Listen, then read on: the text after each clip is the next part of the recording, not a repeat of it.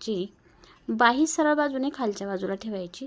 अस्तरच्या बाहीवर सुद्धा सेंटर काढून घ्यायचं आहे आणि बाही लावायला बरोबर शोल्डरच्या मध्यभागापासून सुरुवात करायची।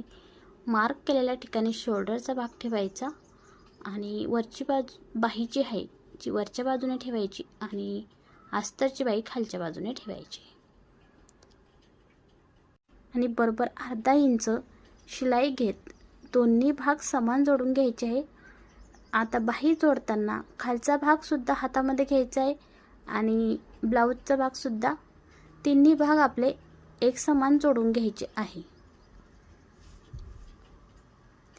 कमी जास्त न होता तिन्ही भाग समान जोडून घ्यायचे आहे, कारण आपण ही शिलाई मारल्यानंतर आपल्याला वरच्या बाजूने जे फॅब्रिक आहे शिलाई बाहेरचं ते दिसणार नाही आणि त्यामध्ये आपण बदल करू शकत नाही। त्यासाठी अगोदरच व्यवस्थित बाही जोडून घ्यायची आहे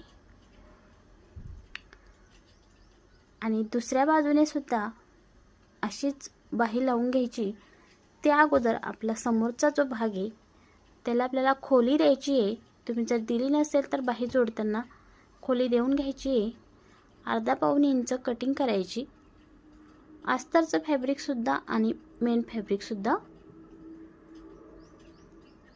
दोन्ही भाग कटिंग करून घ्यायचे। ब्लाऊजला तर आपण जो मोंढा असतो आपला त्याला तर आपण अगोदरच खोली देतो, तर दुसरा भाग सुद्धा दुसऱ्या बाजूने असे जोडून घ्यायचे। बरोबर एकाच अंतरावरती जोडून घ्यायचे आणि डबल शिलाई देऊन घ्यायची इथे।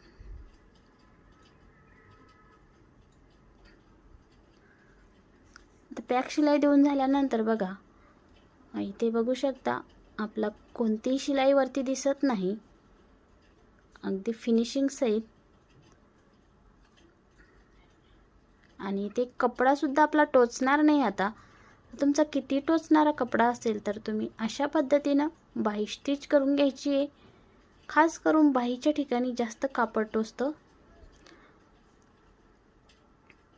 आता इथे बघा आपण जशी आपली क्रॉसपट्टी असती तसं आपण गोल गोल करत क्रॉसपट्टी आपण स्टिच करून घेतो, आतल्या बाजूने कपडा दाबतो।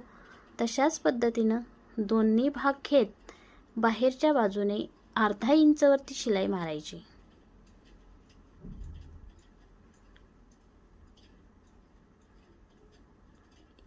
आणि कपडा बाहेर काढून घ्यायचा आहे।